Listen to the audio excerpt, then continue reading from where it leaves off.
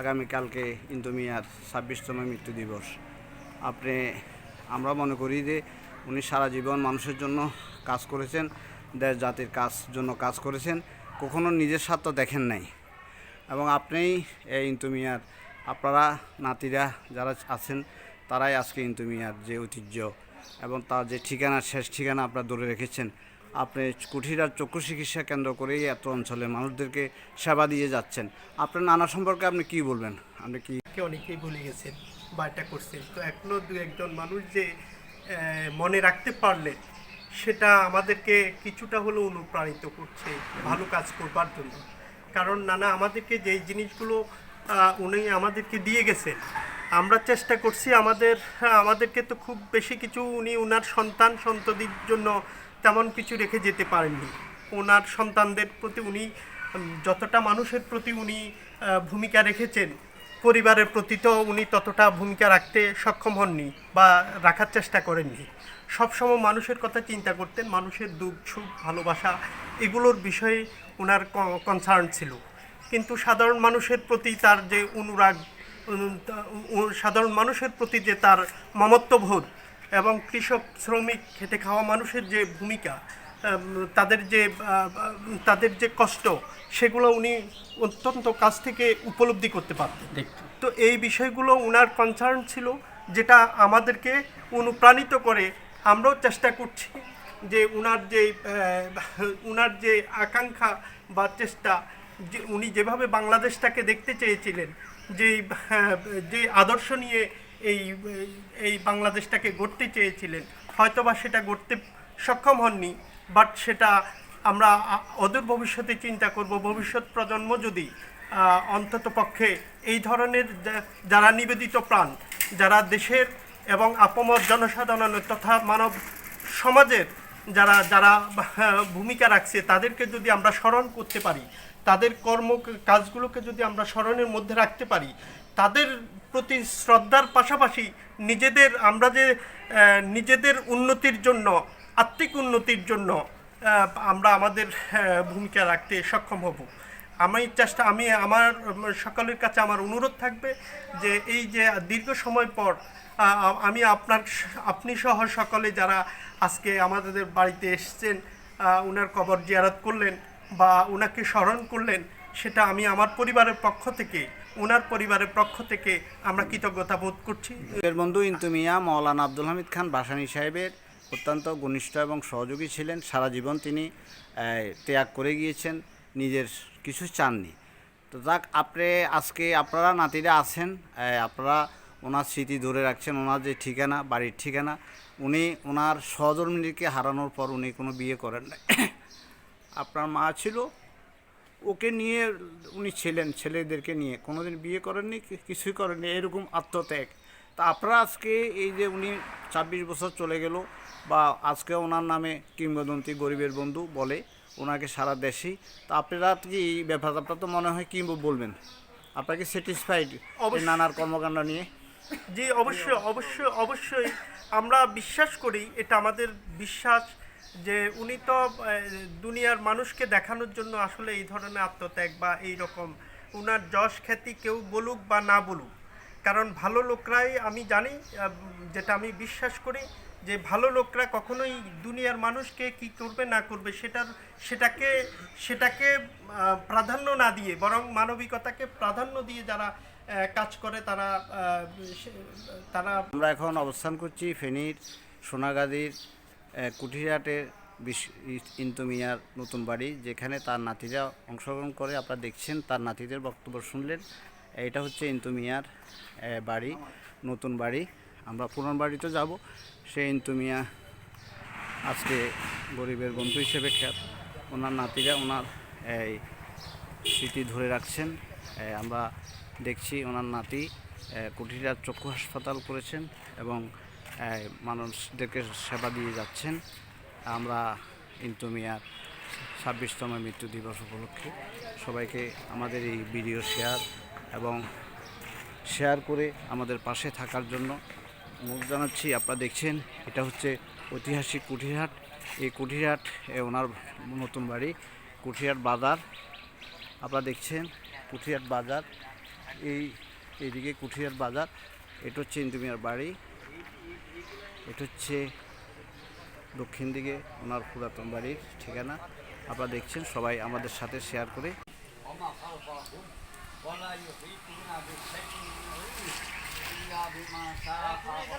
আচ্ছা, দুনিয়ার থেকে চলে গিয়ে তার কবরস্থান এখন জিয়ারত করছি। আপনার কি এলাকার উনি তো গরিবের বন্ধু, ওনার সারা দেশের কিংবদন্তি আছে, উনি গরিবের বন্ধু। এই ব্যাপারে কি আপনারা কি মনে ইয়ে করেন? চেয়ারম্যান ছিলেন উনি, দীর্ঘদিন চেয়ারম্যান ছিলেন, সমাজসেবার সাথে বহুত জড়িত বছর ছিলেন। হ্যাঁ, বহুত বছর প্রেসিডেন্ট আছেন। নাতি নাতি কি বলবে, তুই কি বলবে নানাকে নিয়ে? ফেনী দক্ষিণের কিংবদন্তি গরিবের বন্ধু ইন্দু মিয়া আমার নানা হিসেবে আমি খুবই গর্বিত। ওনার আমি আল্লাহর কাছে কামনা করি আল্লাহ যেন ওনাকে জান্নাতুল ফেরদাউস দান করেন। আজকের এই মৃত্যুবার্ষিকীতে আমি সেটাই কামনা করি। শিমুল সাহেব, আপনার এলাকার লোক কি বলবেন আপনি? যে ওনার এলাকার লোক হিসেবে আমি নিজেকে গর্ববোধ করি, মানে প্রাউড ফিল করি এটাই। হ্যাঁ, ইরফান? জি, আমার নানা হিসাবে আমি গর্ববোধ করি। আর নানার আত্মার মাগফিরাত কামনা করি, এবং নানা যেটা বাংলাদেশকে যেভাবে দেখতে চেয়েছিল, ভবিষ্যতে বাংলাদেশ যাতে সেইভাবেই পৌঁছায়, আমি সেই কামনাই করি।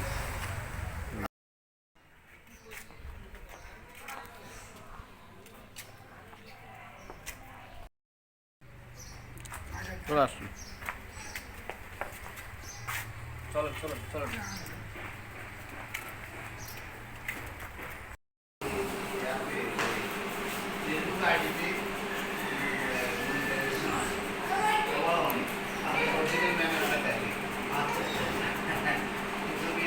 সারা দেশেই জানি এটাই এমনি করবো, বাংলাদেশের দুজন বন্ধু আর গরিবের বন্ধু। আমরা এটা সারা দেশে একটা মানে প্রবাদ আছে বা কিংবদন্তি আছে যে আমরা কি গরিবের বন্ধু হয়ে গেছি।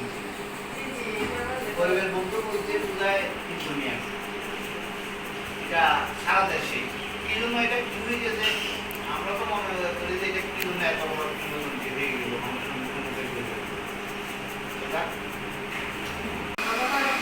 সময় সমাজের গরিব মানুষদেরকে নিয়ে, কৃষক মজুরদেরকে নিয়ে থাকতে, এরা কিভাবে ভালো থাকতে পারে আর একটু ভালো কিভাবে থাকতে পারে, এগুলো নিয়ে সব আমার তো একটা রাজনীতি আছে, একটা রাজনীতি ছিল এই দেশে কৃষক শ্রমিকের একটা রাষ্ট্র কায়েম করবে।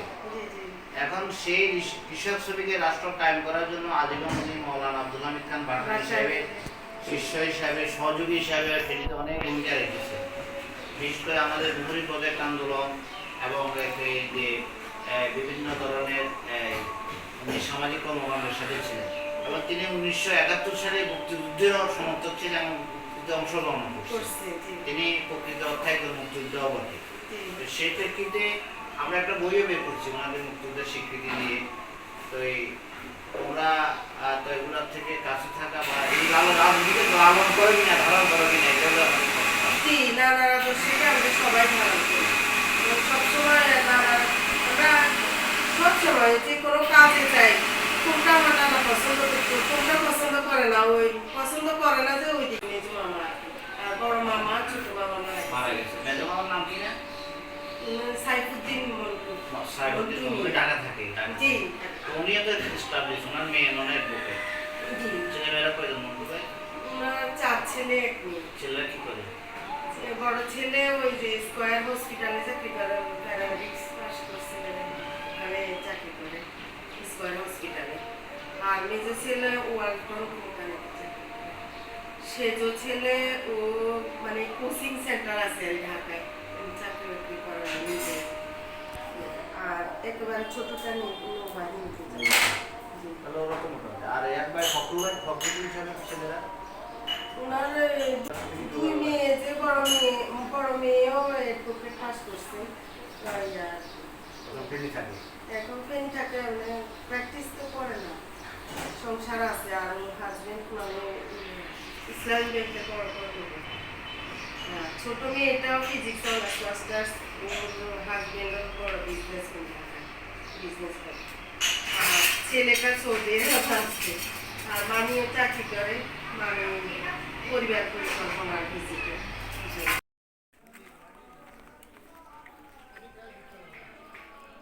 এই ইন্তু মিয়ার বাড়ি, পুরান বাড়ি।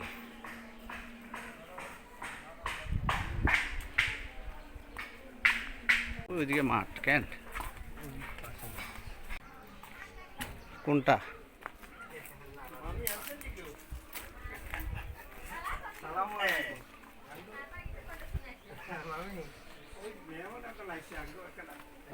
দেখার জন্য আসছে।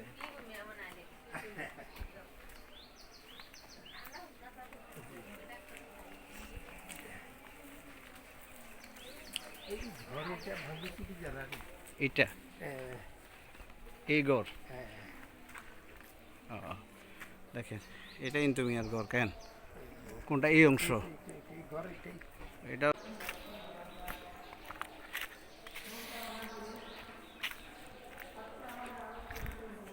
এই রফিকুদ্দিন ইন্তু মিয়ার ঘর আপনারা দেখছেন। এই পুকুরা কি তোমার? হ্যাঁ, তোমার নানার ঘর এটা কেন? তো কেউ আর থাকে না, মামারা কেউ আসে না? না কেউ আসে না। হ্যাঁ, এটা ব্যবহার করতেছে, ও ওরা সব বাড়ির লোকজনেরা ব্যবহার করতেছে। দর্শক আপনারা দেখছেন, এই হচ্ছে রফিকুদ্দিন ইন্তু মিয়ার ঘর, পরিত্যক্ত অবস্থায় পড়ে রয়েছেন। এই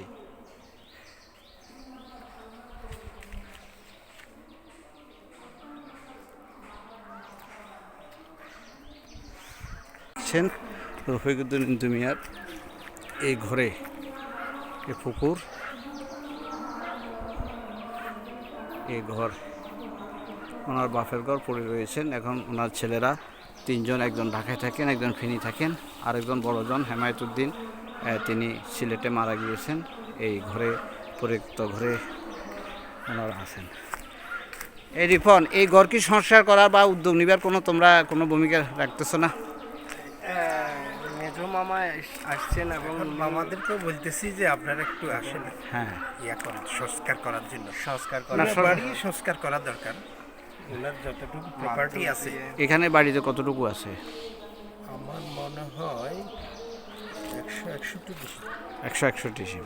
এই আব্বাস ভাইদের ঘর কোনটা? আব্বাস উদ্দিন দে, ওই উত্তর পাশ, পশ্চিম পাশেরটা।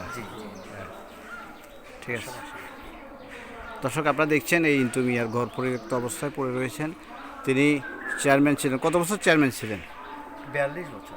42 বছর বগাদানা ইউনিয়ন চেয়ারম্যান ছিলেন। হ্যাঁ, এই চেয়ারম্যান সাহেবের ঘর পরিত্যক্ত অবস্থায় পড়ে রয়েছেন। President president